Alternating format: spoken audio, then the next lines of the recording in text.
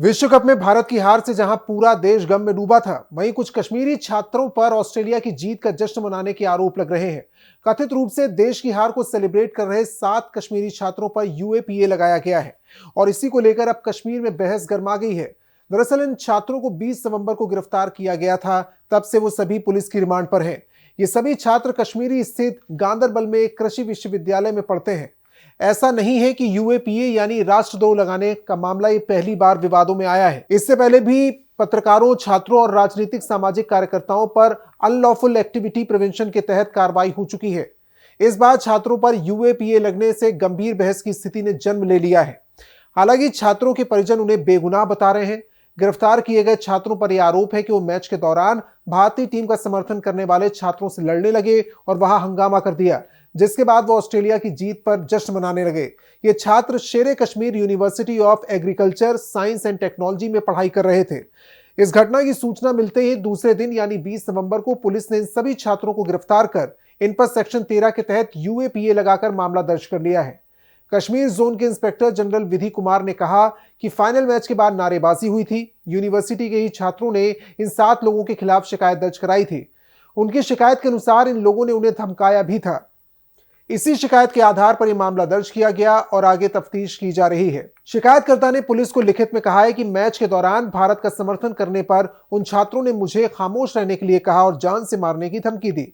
वो बार बार पाकिस्तान जिंदाबाद के नारे लगा रहे थे और उनकी नारेबाजी से हम गैर कश्मीरी छात्रों में खौफ पैदा हो गया।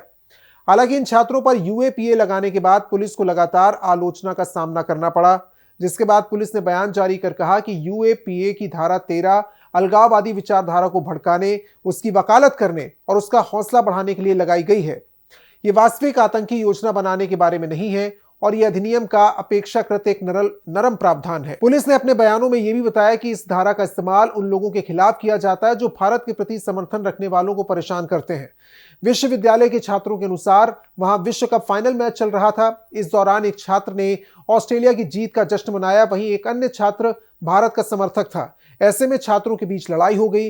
हालांकि यूनिवर्सिटी के छात्रों के अनुसार वो सभी त्योहार मिलकर मनाते हैं। ऐसे में यदि इस तरह की गलती हो भी जाती है तो यूएपीए जैसा सख्त कानून नहीं लगाना चाहिए। पिछले 4 सालों में कश्मीर में अक्सर यूएपीए के गलत इस्तेमाल के आरोप लगते रहते हैं। इससे पहले 2020 में पत्रकार मसर्रत जहरा के खिलाफ भी यूएपीए लगाए जाने पर काफी चर्चा हुई थी।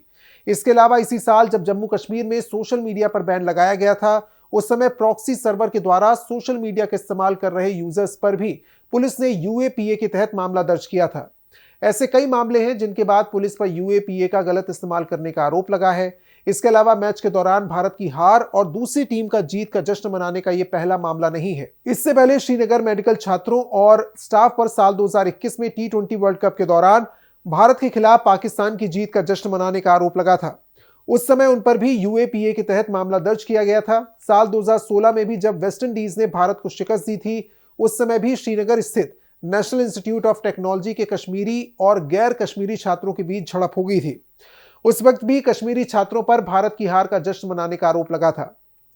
पीडीपी की अध्यक्ष महबूबा मुफ्ती और पूर्व विधायक यूसुफ तारिगामी ने सोशल मीडिया पर गिरफ्तारी की आलोचना करते हुए लिखा कि क्रिकेट में जीत हार का जश्न मनाने के लिए यूएपीए लगा देना काफी चौंकाने वाला है। यूएपीए कानून भारत में गैर कानूनी गतिविधियों पर रोक लगाने के लिए 1967 में लागू किया गया था।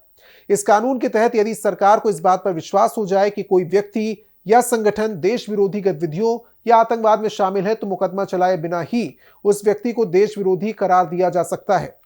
इस एक्ट के सेक्शन 35 और 36 के तहत सरकार बिना किसी प्रक्रिया या नियम का पालन किए ही उस व्यक्ति को आतंकवादी घोषित कर उसके खिलाफ कार्रवाई कर सकती है। इस एक्ट के सेक्शन 15 के मुताबिक भारत की एकता, अखंडता, सुरक्षा या संप्रभुता को संकट में डालने के इरादे से किया गया काम आतंकवादी कृत्य माना जाएगा। इस कानून में बम धमाका करने से लेकर जाली नोटों का कारोबार करने तक के अपराध निहित हैं। इस कानून को इसलिए भी सख्त माना जाता है क्योंकि इसमें आरोपी को तब तक जमानत नहीं मिल जाती तब तक वो खुद को निर्दोष नहीं साबित कर दे, जो काफी मुश्किल भी माना जाता है। 2019 से पहले सिर्फ आतंकवादी गतिविधियों में लिप्त समूहों को आतंकवादी संगठन घोषित किया जा सकता था, लेकिन साल 2019 में एक्ट में संशोधन होने के बाद किसी भी व्यक्ति को या संदिग्ध आतंकी आतंकवादी घोषित नहीं किया जा सकता।